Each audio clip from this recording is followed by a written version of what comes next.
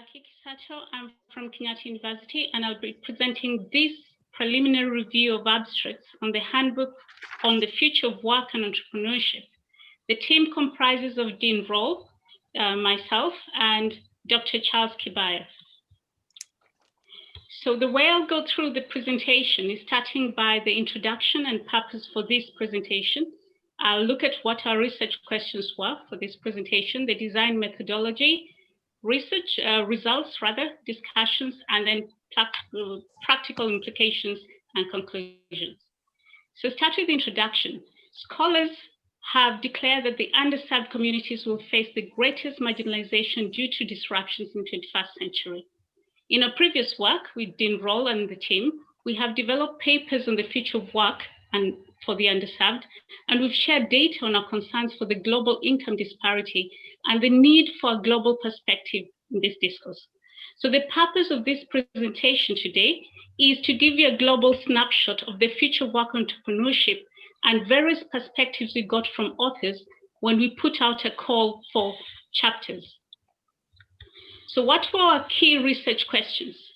First, we wanted to understand what are the key themes in discourses in the future of work entrepreneurship for the underserved.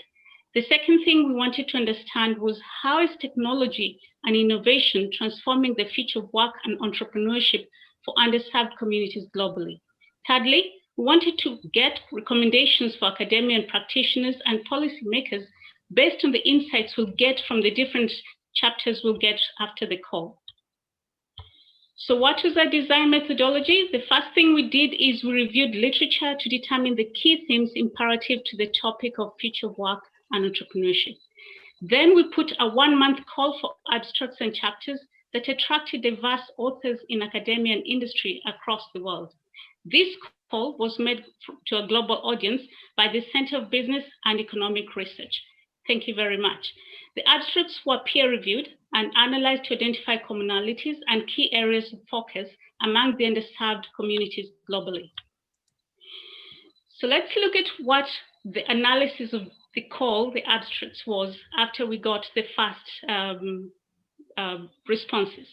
So geographically, on the abstracts we received, majority were from the US, represented by 39.1%. We had African and South American authors represented by 21.7%. And then we had Asia, who had 17.4%.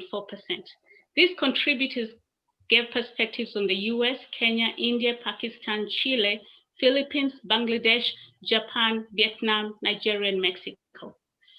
The key thematic areas they chose to go into were small business and entrepreneurship and the future of work and what it means for the underserved communities, represented by 34.8% of the abstracts, diversity of labor markets, 26.1%, education, 21.7%, and technology, 17.4%. Please note, our N, the number of respondents of accepted abstracts at this point, was at 23. So let's look at the discussions from these key thematic areas. I'll pick a snapshot from each of these areas. So we start with education and the changing dynamics for the underserved.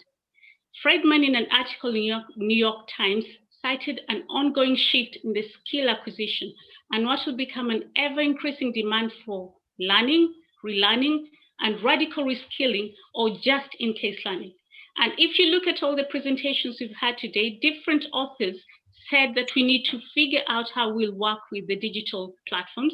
Different authors yesterday also said we need to figure out how we're going to encompass this new COVID situation into our learning schemes. So there's evidence from scholars globally that the underserved community needs to have education that aligns with the future of work for the 21st century. From the contributions, it was evident that various authors feel that the current model of education might not serve the underserved in this new dispensation. And therefore, scholars, industry players, entrepreneurs, and students must engage in a discourse to reimagine the new learning needs. What about technology and innovation for the future of work? The key areas we got in terms of responses was a topic on Africa and disruptive age, a discourse of work and entrepreneurship in tumultuous times. And in this area, One group of authors were talking about how they leverage technology and innovation amid the COVID-19 pandemic to the new normal. Now, these authors were citing the need to have computer-aided skills, especially for the African group. There was another group of authors who presented an abstract on technology and how it is disrupting the creative industries and entrepreneurial ventures in underserved communities. And these authors say that culture, language, and ecology must be used to sustain multiple creative economies. Emerging trends of entrepreneurship in work in Asia and Central America was also another abstract we received. And in this, they look at a case study of a startup and the ability to predict customer market behaviors using advanced technology. We also got another chapter that was looking at relational, intelligent, transcultural automation and innovation. And it is a learner-centric strategy for entrepreneurial excellence in underserved businesses, looking especially at disparities in the US. In section 3, which was small business and development in underserved communities, we must agree that small businesses are the engine of growth for most emerging economies. And here we got chapters from various authors. One of the chapters was Development of Entrepreneurship, a case of rural Lakshmipur. And the author here cites how much there's need for entrepreneurship activity to be relocated to rural areas, which is something we've had today. And they were looking at rural-based economies in Bangladesh. Another group of authors from Bangladesh centers an abstract on Bangladesh and the youth entrepreneur startup. And the authors discuss the factors that will determine a career path of entrepreneurship in the context of COVID-19. We also got another group that gave us implementation of the comprehensive entrepreneurship model for internalization of eco-efficient companies. And they seek to develop an integrated model for entrepreneurship in new models of companies. And I'm glad we saw that in one of the presentations today. This was pretty busy as an area where many contributors gave us their chapters. So we still have others like the role of MSCs in India. And this was a multi-case study approach where the authors looked at the micro and small medium enterprises in India by looking at a multi-case of various of these MSMEs companies. There was another author from the US who gave us solution learning based on his experience as a CEO of Solution Learning. And here he looked at the challenges of the underserved, especially in the missing link in business success for them in the US. We had another article that is addressing financing small businesses in underserved communities efficiently during crisis.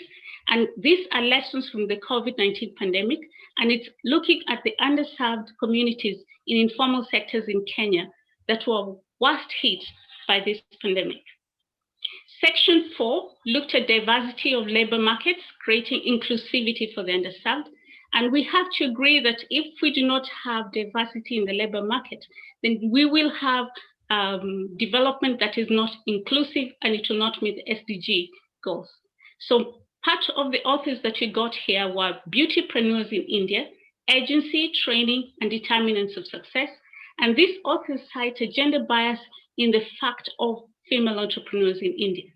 We had another group that gave us effect of COVID-19 pandemic on the performance of women micro enterprises in Kenya. And they discussed how lockdowns, curfew, and other public sector mandates on professional and personal lives of women were affected during this pandemic.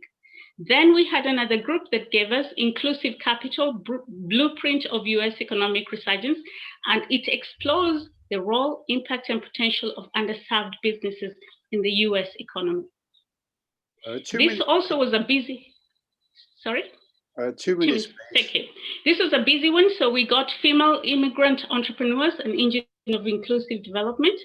We also got immigrants, labor, entrepreneurial education, and the future of work in India, Pakistan, and Bangladesh. And we got a qualitative study on the perceptions of African Americans regarding work from home benefits COVID-19. And finally, workforce diversity, creating profit and employment opportunities. So what then are the practical implications after we get all these abstracts? First, we are proposing that we should have unity in community and capacity building, which is vital to ensure that you create shared prosperity. Secondly, In this paper, we just gave you a snapshot of the chapters that you're hoping to receive in the forthcoming book. We already have the abstracts, and we hope as we receive them that the future of work entrepreneurship will evolve into the new normal. We hope that with this analysis, we will create further dialogue in academia, in industry, and in policy on how to ensure that the underserved are included in the future of work and entrepreneurship. With that, I thank you very much for your kind attention.